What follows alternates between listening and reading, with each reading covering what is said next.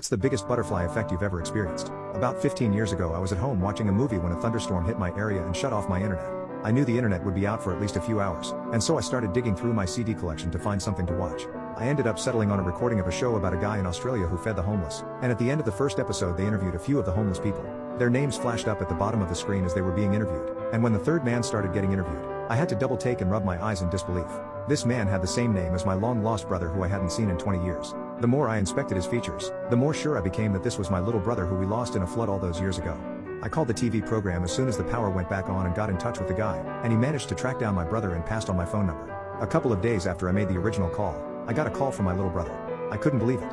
I started crying as soon as I heard his voice. I told him I was buying him a plane ticket to come live with me right now, and if he refused I swore I'd fly over there and get his butt on that plane myself.